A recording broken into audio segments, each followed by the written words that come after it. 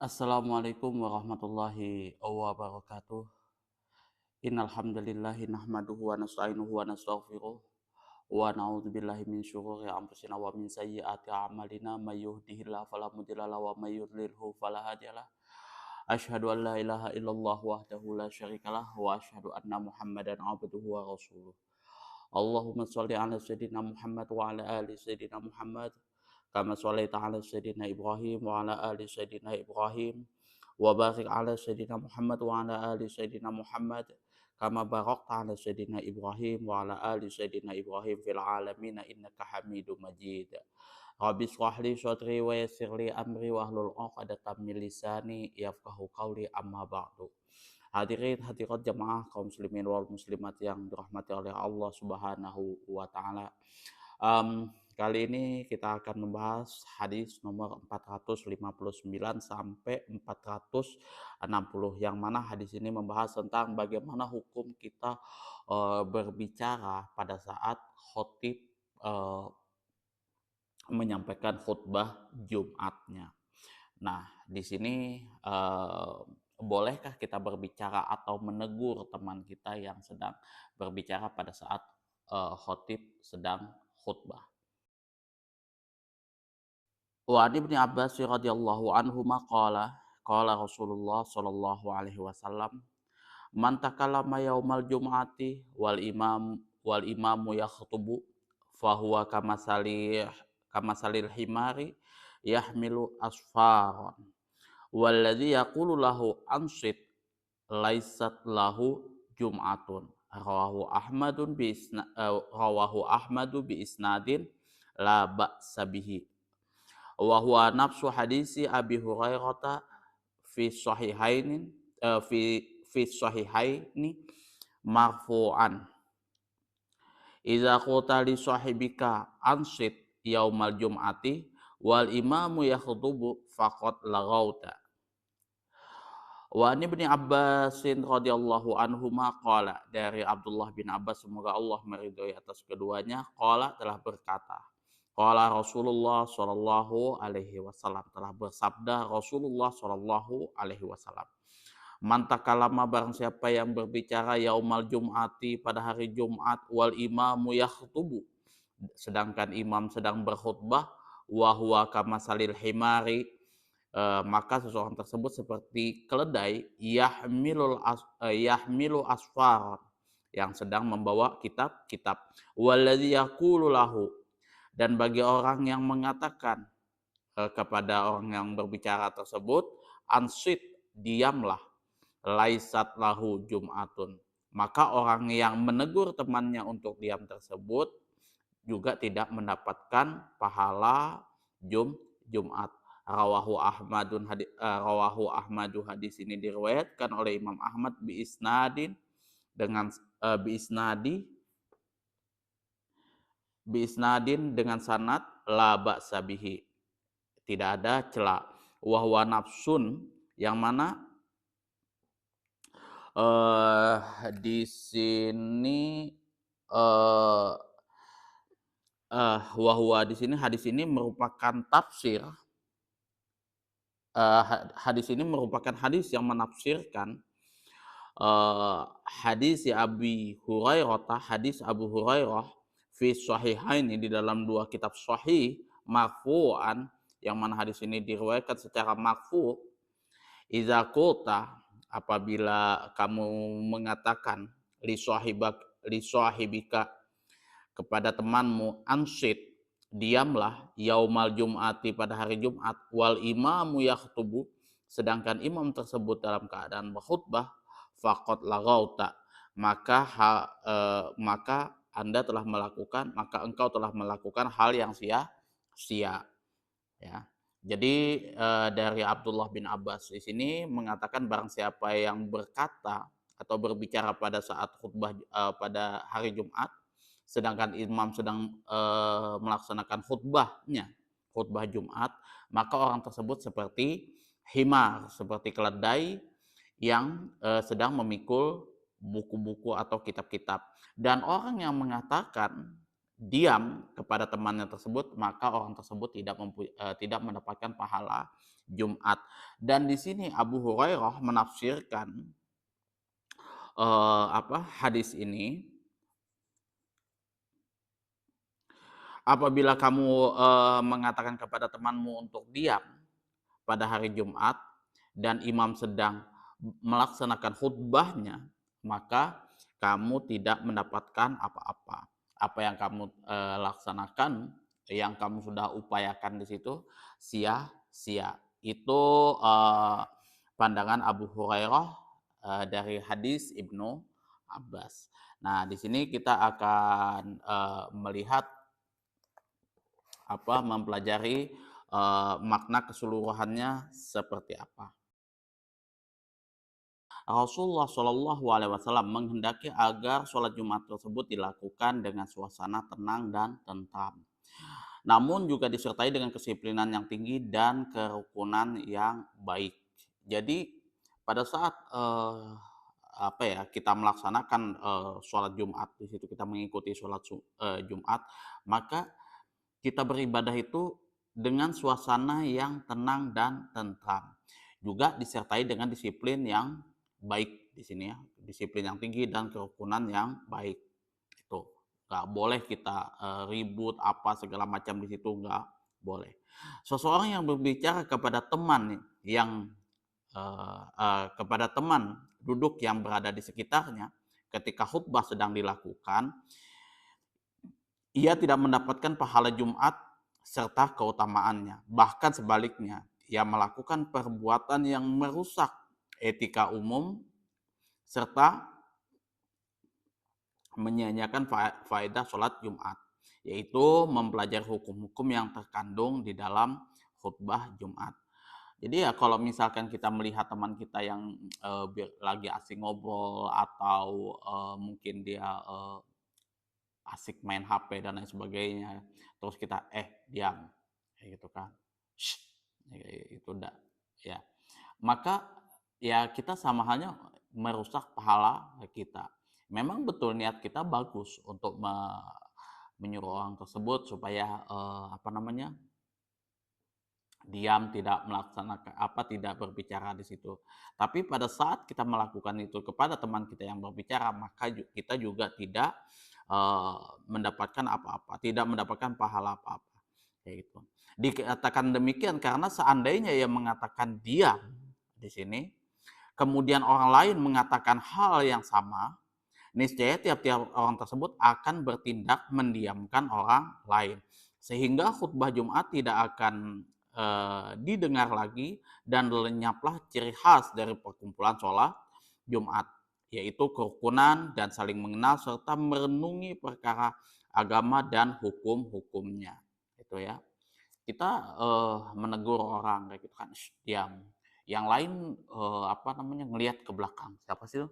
Itu kan, sih, itu kan, dan lain sebagainya, ikut semua. Ya akhirnya khutbah Jumat jadi berantakan dan orang tidak ada yang mau mendengarkan khutbah Jumat di situ. Maka ya ciri khas dari perkumpulan sholat Jumat jadi hilang.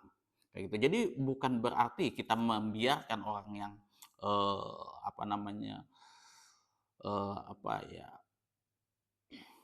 sudah nggak bisa dinasihatin lagi berbicara di waktu khutbah Jumat, itu kita membiarkan suatu kemaksiatan, enggak, tapi ya memang sudah ya itulah perintah daripada Rasulullah Shallallahu Alaihi Wasallam. Jadi ya paling kita ya cuman begini aja kayak gitu kan.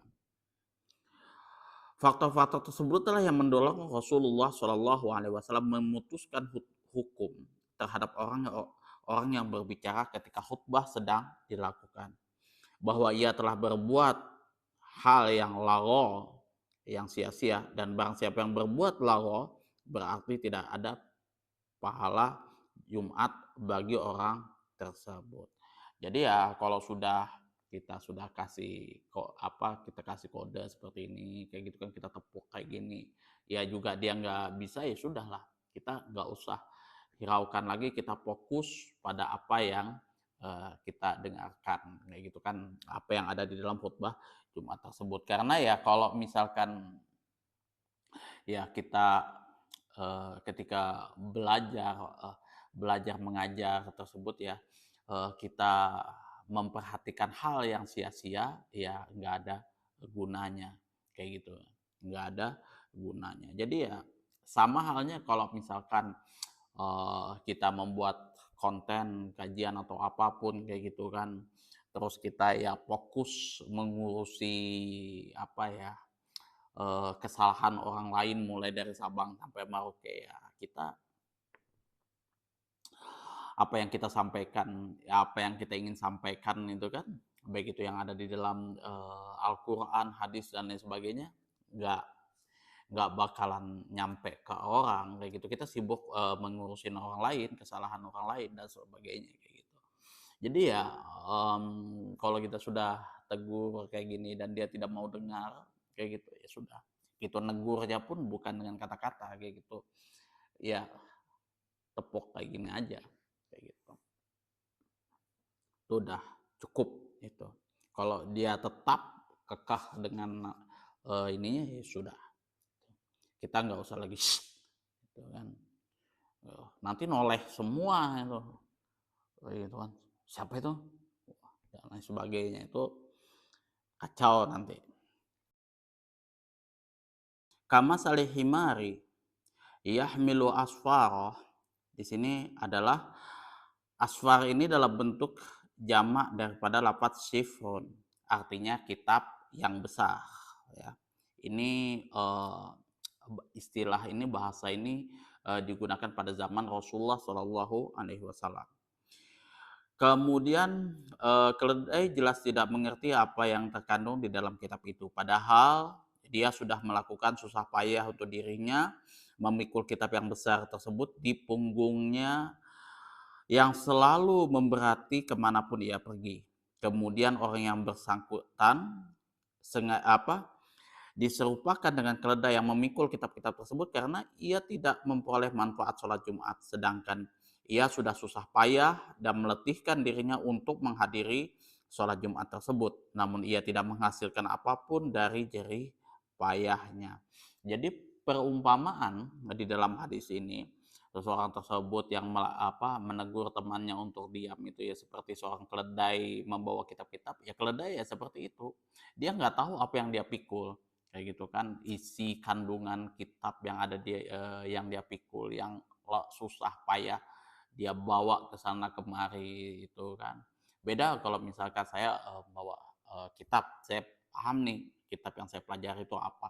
Tapi kalau keledai enggak, dan sedangkan dia itu dengan susah payah dia bawa itu ya, sama halnya dengan kita sholat Jumat kayak gitu. Susah payah kita buang waktu kita untuk melaksanakan sholat Jumat hanya karena nila setitik rusak susu sebelanga. Ansit di sini pengertiannya adalah diam. Pengertian ini mencakup semua ucapan, baik memakai lafaz tersebut atau lafaz lainnya, sehingga mencakup pula hal-hal lain yang bukan ucapan seperti isyarat, gerakan-gerakan yang mempunyai makna demikian. Karena pada garis besarnya hal tersebut membelokkan orang yang bersangkutan dari suasana yang penuh ketentraman dengan ketenangan, sehingga menjauhkan diri seseorang tersebut dari kekhusyuan untuk merenungkan, memikirkan serta mendengarkan khutbah. Ansyid ini apa ya, ibarat kata tuh ya contoh dari suatu masalah apapun itu ya, mungkin eh, apa ya, ya yang banyak digunakan orang untuk isyarat-isyarat diam itu tidak boleh kayak gitu kan. Mmm, ya kayak gitu kan, dan lain sebagainya itu nggak boleh. Kita sudah, apalagi kita sudah set kayak gini kan, menoleh ke belakang kayak gitu, itu nanti ujung-ujung semua ikut noleh. Pokoknya kita ya sudah fokus mendengarkan khutbah Jumat. Laisat lahu Jum'atun, maka seseorang tersebut tidak sempurna sholat Jumatnya. Nafi dalam kalimat ini tertuju pada keutamaan. yakni orang yang bersangkutan tidak memperoleh keutamaan seperti yang diperoleh orang yang diam mendengarkan khutbahnya. Laisa lahu jum'atun, di sini kata menafikan di sini tertuju pada keutamaannya. Kita nggak memperoleh pahala apapun seperti halnya orang yang diam khusyuk mendengarkan khutbah Jumat. Faqad lagha, engkau telah keliru dan mengeluarkan kata-kata tanpa berpikir terlebih dahulu. Makna asal daripada laun adalah kata-kata yang tidak baik. Nah, pada saat kita berkata-kata, berbuat apa segala macam itu dipikirkan terlebih dahulu dari ujung sampai ke ujung seperti itu. Sehingga hal-hal yang tidak diinginkan itu bisa kita hindari, bisa kita minimalisir sedini mungkin. Itu yang namanya maksud lagho. Itu kan laghauta di situ kan. Banyak kalau yang sekarang itu pokoknya bikin konten udah sikat, ada yang penting atau ada yang bikin viral, apa yang mau disikat kayak gitu. Kita nggak pernah memikirkan ini apa nanti ke depannya kayak gitu. Ujung-ujung begitu sikat, deng, masalah timbul viral, sudah dikata-katain orang berbagai macam dari berbagai macam kayak gitu kan, dihujat oleh netizen se-Indonesia, bingung nanti ya klarifikasinya seperti apa. Itu yang tidak boleh ya. Itu tidak boleh. Jadi ketika kita melakukan apapun itu dipikir terlebih dahulu gitu kan. Niat kita baik, kita menegur orang, tapi pada saat kita itu orang lain noleh ya otomatis sudah seperti itu. Ya kacau balau nanti apa yang suasana yang ada di saat sholat Jumat. Ya begitu juga kalau misalkan kita membuat konten kayak gitu kan, ya, yang nggak dipikir dulu kayak gitu kan, pokoknya yang penting viral aja kayak gitu kan, yang penting heboh aja kayak gitu, ujung-ujung dihujat netizen satu Indonesia kelimpungan, ya ujung-ujung menangis lah apa segala macam, ya merasa terzolimi dan lain sebagainya. Ya kita sendiri yang salah, sudah tahu ini masalah, jangan bikin penyakit dan lain sebagainya, masih aja dipantik gitu, ujung-ujung ya selesai. Kayak contohnya siapa kemarin, adalah itu ya netizen kita kan, kita tahu lah seramnya bukan mainnya, tahu-tahu ya dia makan babi itu kan, dengan ya saya muslim tapi makan babi, ya jelas disikat sama netizen itu. Ya kalau bisa ya eh, ketika kita membuat konten kayak gitu kan, ya walaupun kita terlihat munafik lah kayak gitu, tapi jangan sampai memantik emosi eh, netizen-netizen orang lain. Ya upayakan pada saat kita membuat konten itu yang baik-baik. Kita pikir terlebih dahulu ini dampak negatif dan positifnya seperti apa. Kayak gitu. Kita nggak, kalau saya itu nggak pernah mau melihat apa yang dilakukan orang tersebut pada saat di rumah apa segala macam, enggak. Tapi ya yang saya fokuskan itu apa yang teman-teman buat, apa yang teman-teman sharekan di sosial media. Itu yang saya lihat. Kalau sudah saya lihat misalkan videonya, nah ini cari penyakitnya, nah ini kacau nih, ujung-ujung diserbu sudah sama netizen, dah selesai sudah itu. Haram berbicara secara mutlak ketika khutbah sedang dilakukan, sekalipun orang yang bersangkutan tersebut tidak mendengarnya.